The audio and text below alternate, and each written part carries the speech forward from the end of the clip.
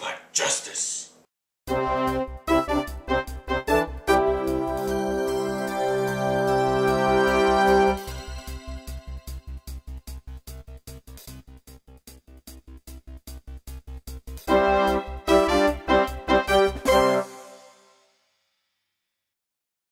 Alright everybody, it's awesome to be here and the Nolan movies finally. Okay, no wait, I gotta stop this. Get this.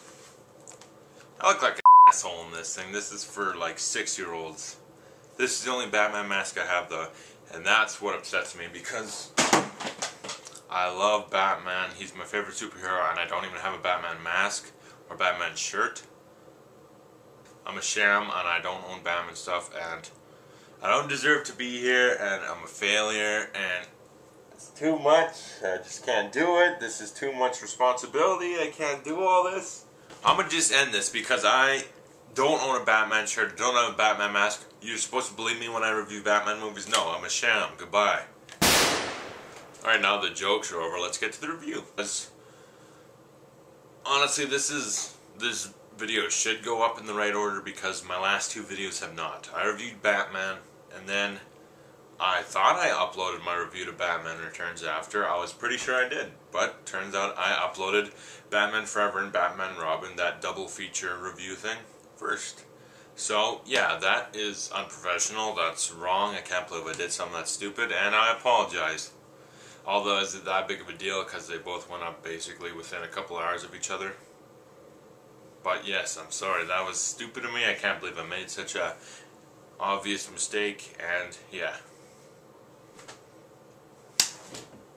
That's what I had coming, okay? So let's just get to this review now because this is where I wanted to be reviewing all those Batman movies. These are the ones I want to talk about. But unfortunately, I can't talk about them forever, even though I could. I could talk about these movies all day. Christopher Nolan has yet to make a bad movie. Memento, Insomnia, The Prestige, Batman Begins, Dark Knight, and from what I'm hearing, The Dark Knight Rises is just as good as all those other movies. And, of course, Inception, which is probably my favorite Christopher Nolan movie. Until I see Dark Knight Rises, that actually might be better. Batman Begins is the story of Bruce Wayne as after his parents are killed right in front of him, he tries to find a way to fight justice, so he travels to Tibet and locks himself in prison and fights prisoners until Ducard, played by Liam Neeson, tells Bruce Wayne, played by Christian Bale, that he should join the League of Assassins to learn how to fight crime.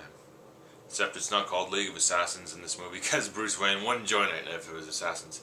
So he calls it the League of Shadows.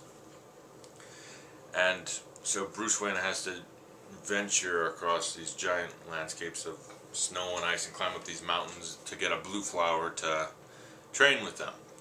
And he does, and he has lots of ninja training with Liam Neeson, and it's awesome. Eventually, though, Liam Neeson tries to get him to execute a man because he broke the law.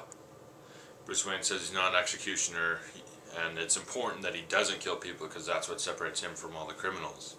And so he ends up burning down the house, kills the man they call Ra's al Ghul, knocks out Ducard but saves him, and then heads back to Gotham City. We also do have flashbacks in between all of this, Bruce Wayne in Gotham before, where he goes to the court hearing of Joe Chill, the man who shot his parents, and he actually plans to kill him. He's got the gun. But Falcone, the mob boss of Gotham, hires someone to go shoot Joe Chill first. So then Bruce Wayne watches, satisfied that he saw the man die, but he would rather do it. But it's better that he didn't, and that's interesting to see. Bruce Wayne would have went and killed someone. And then after that, he confronts Falcone about it, where he gets beat up a little and tossed out in the street. And his first meeting with this little homeless guy who is, that was a funny joke when he gets thrown out and he's like, should have tipped better. This movie has some good wit about it too. It's pretty funny. It's a better comedy than a lot of comedies that come out nowadays. I laughed more at this movie, and it's small parts of humor than I did at Jack and Jill. So movies that are supposed to be comedies nowadays don't stack up as well as a Batman movie, go figure. So Bruce Wayne ventures to Tibet, and that's where we found him now. He heads back to Gotham, sees how it's pretty crime-ridden in a corrupt city, and slowly builds his way to becoming Batman by searching his applied sciences at Wayne Tower and meeting Lucius Fox, played by Morgan Freeman, and Lucius helps Bruce Wayne, and so does Alfred, played by Michael Caine. And so Bruce Wayne gets the tumbler, which, going in, I think a lot of people said, Batman's driving a tank, that's going to be awful, that's stupid. And then saw the movie, hey, it turns out the tank's awesome. And then he gets army suits that were designed but never used, mix and matches parts and turns it into the bat suit. And the whole way they do that is interesting too, because to get the mask and all that, they have to order these parts from China or somewhere and order in the thousands, so it's not suspicious. Like, everything about this movie was thought out and written perfectly, and it all makes sense. It's very believable Batman.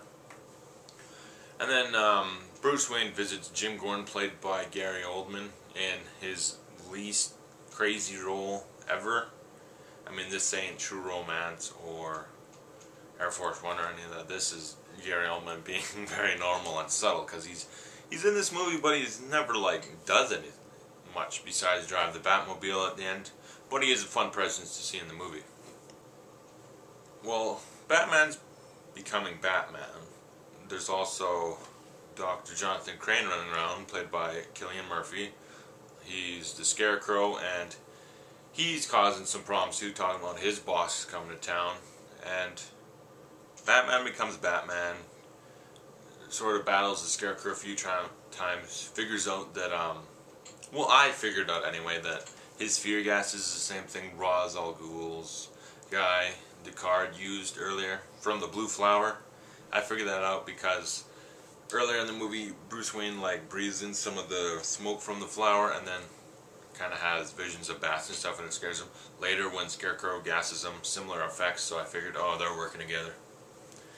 And so later, when you find out that they were working together, I'm like, yep, I knew that. I think a lot of people did if they paid attention. So, yeah, Scarecrow gasses Rachel Dawes, Batman's sorta girlfriend, played by Katie Holmes, and he has to save her. So he takes to the awesome Tumbler, and they have the amazing chase scene through Gotham City streets with the police. That was awesome. The score in this movie's awesome. That's probably one of my favorite scenes of the movie. And then Batman has Lucius Fox whip up a antidote for the fear gas. And he's gonna go out and try to stop Scarecrow, but then Ra's al Ghul shows up at his house, and it turns out Deckard was Ra's al Ghul, burns his house down, almost kills Bruce Wayne. And then he shows up later as Batman once the city's flooded with fear gas because they stole a microwave emitter from Wayne Enterprises. And because Scarecrow dumped fear toxin stuff into the water, it uses a microwave to blow up the water supply and turn it into a kind of gas that everyone breathes in. Batman shows up, Scarecrow gets tased in the face by Katie Holmes, Batman and Deckard fight on a train. Sorry, it's Ra's al Ghul. Also, Batman fights Ra's al Ghul, or Ra's al Ghul as they call him in the movie. Comic people prefer Ra's. I prefer Ra's, it sounds better. Him and Ra's al Ghul fight on the train, and then he beats him, and then as the train's about to crash, because Gary Oldman blew up part of the train tracks, which was funny to watch, he tells him he's not going to kill him, but he doesn't have to save him. And he blows up his way out, but I noticed this for the first time watching it. He broke a window, and I never understood what he did that for before, but I finally understood that was him giving Ra's al Ghul a chance to jump out and save himself. Before, I never understood that. I saw he broke a window and then he blew up the back, and I'm like, did he have to break that window to blow up the back or something? I never understood it, but I understand it now. He gave Ra's al Ghul the chance. So, there's no saying he actually died at the end. Even though they kind of show him kind of just accepting that he's about to die. That could be a false thing. He could have jumped out that window. So, yeah.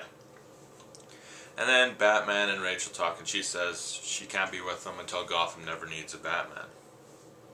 And, similar to the end of Spider-Man, just kind of switch the roles around. The hero kind of walks off to become a hero, and the girl leaves him. And that's the movie. And it was well directed. The script was great. This story was awesome. The acting all around was awesome. Christian Bale, I said it before, him and Michael Keaton for Batman, dead even for me just because Michael Keaton's good, but Christian Bale's freaking awesome. Watching it now, I might feel a little bit different. I think if one of them has to be higher, Christian Bale's a little bit higher. Michael Caine, Michael Gough in the old movies was good, but Michael Caine blows him out of the water. Lucius Fox, played by Morgan Freeman, oh, he's awesome. Katie Holmes didn't bother me. Cillian Murphy's awesome as always. Liam Neeson, the badass that he is, of course he's awesome in this movie. Tom Wilkinson as Falcone, he actually kind of, out of all the people, he's the one that I didn't really like. He annoyed me a little. Rutger Hauer, the hobo with a shotgun in this movie. I thought that was funny. He's in lots of movies too, yeah, but that's where I know him from. Ken Watanabe from Inception, seeing him as Ra's al Ghul. It kind of made me think, just because of the way he looked, I thought if he looked older, he might as well be sitting there waiting for Leo DiCaprio in Inception. I thought that was funny to see. Gary Oldman as Jim Gordon doesn't have much to do, but he freaking kills in that role. He's awesome. Mark Boone Jr. Anyone who watches Sons of Anarchy knows him, and I thought it was funny to see him in this movie. All the actors in this are good. Well directed, well written. Cinematography is great. The score, awesome. This movie is the epitome of awesome. Every other Batman movie that's come out blown out of the water, and this movie was the greatest Batman movie until another Batman movie came out a few years later, and I can't wait to talk about that. And this movie, being as awesome as it is, I can't find no problems with it, barely. So this movie gets an A. It is great. I love it. One of the best Batman movies ever. The Nolan Batman movies are my Batman movies. I think when the reboot comes out a few years later, that's not going to be close to this. I don't see any Batman movies ever beating this trilogy. So I'll see you guys when I review The Dark Knight. Thanks for watching. Bye.